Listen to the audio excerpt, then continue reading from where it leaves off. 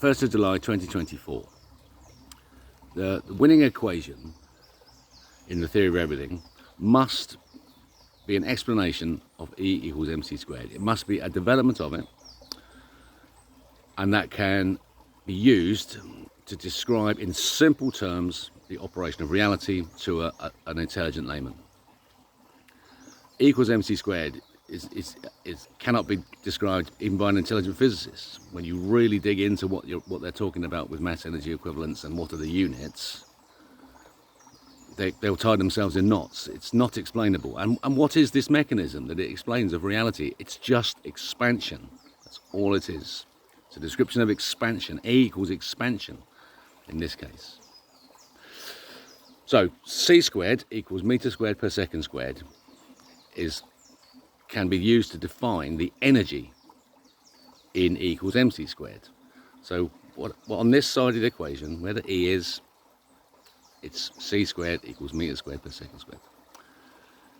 C, big C, is carbon. And it's squared. It has an area. And it's the area of the diamond at the center of the planet.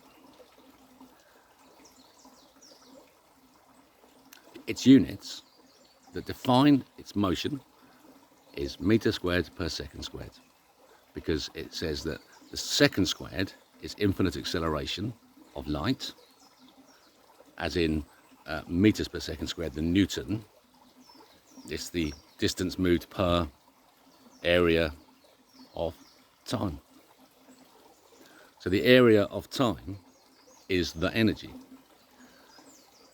When you take it into how reality works, when you have the Earth at the center of the universe, it's simply that it creates a meter squared, a measurable dimension in space, on the other side of the dimensional bound. Are you happy with that? Is that good? It's been a really strange journey. Only a few days ago, weeks ago, I said the Earth's flat. In terms of forces, the Earth is flat, and we are experiencing it as a round planet because of our perception, that we perceive, our brain fixes things and does things that we don't understand in terms of vision and turning things inside out and upside down. Therefore, we are seeing a round planet. And that made sense, and I was going, yeah, that's definitely right, flat planet. Then I realised, no, that can't be right, for all sorts of reasons to do with the forces. And then I thought, well, it's inside a sphere. We're clearly standing inside a sphere.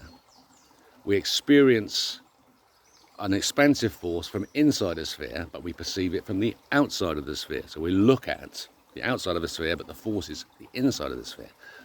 That made sense to me. And therefore, as above, so below, we were actually standing inside the Earth is a sphere, but we're inside it.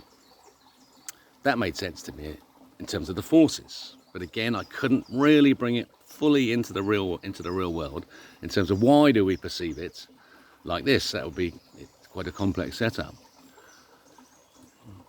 And then I realised, looking at suddenly I was into surface tension and breathing, recognizing that there's a surfactant layer around our alveoli, so that the divide between our matter and the energy that we breathe is a surfactant layer, an anti-surface tension layer of water around our alveoli that enables us to extract energy from the atmosphere. And then I realized that the bubble bursts, and the action of a bubble bursting is the surface turns inside out. It's outside. Therefore, the outside surface area is greater than the inside area. There are gaps because you've reached the limit of energy, and the bubble can no longer sustain a surface, so the surface pops. In the action of breathing, what you do is you replicate the surface area of oxygen.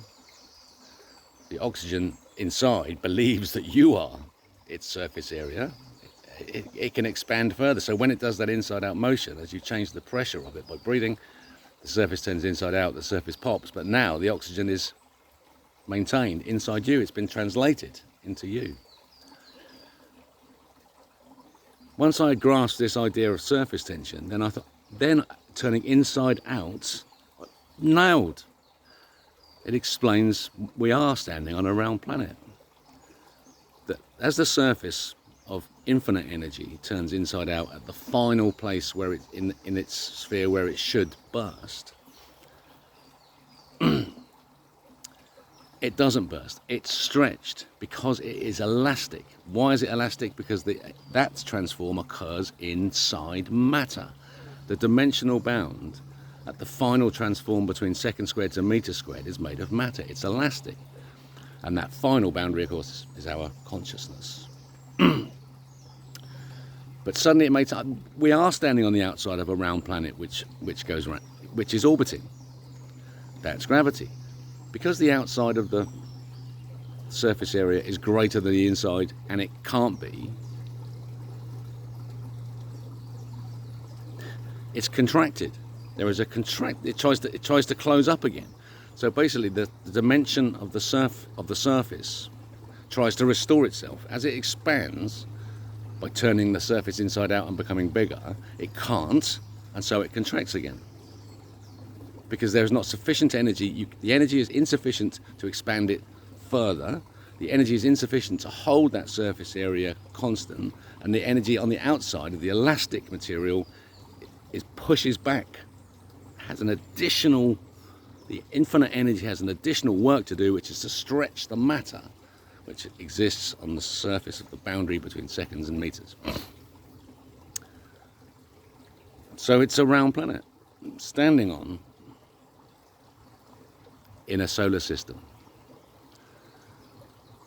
The solar system in the universe is that the sun, the earth and the moon are the three-body problem in terms of the arrangement of infinite heats, to hot to cold with matter in the middle. You're seeing temperature boundaries, gradients. Because this light that I've talked about in c squared equals meter squared per second squared leaving the planet is slowed at its duration, it's twisted through a 720 twist before it leaves. It's going in the most complex of motions as it leaves us.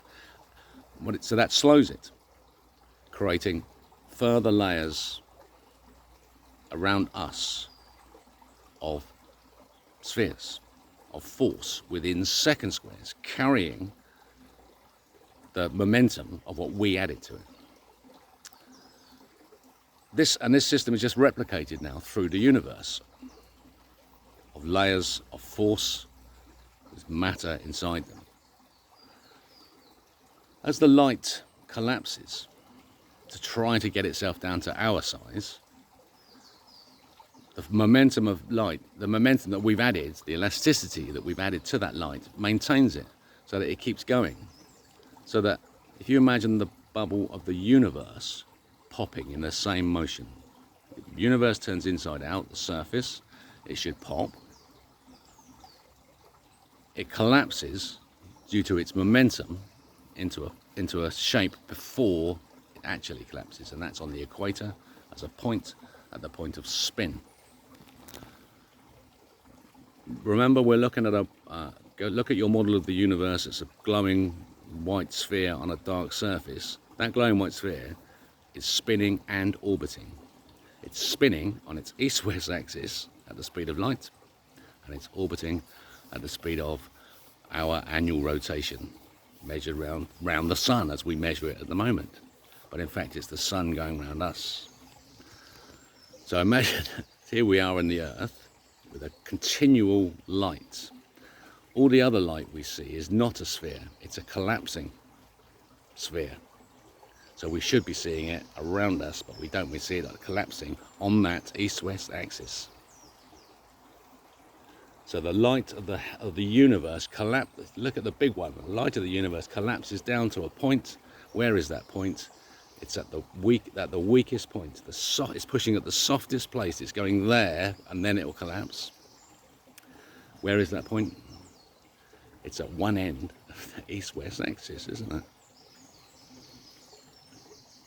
And so when we look at the sun, we see it, the collapsing hemisphere of light collapsing onto that east-west axis, and it's going around us.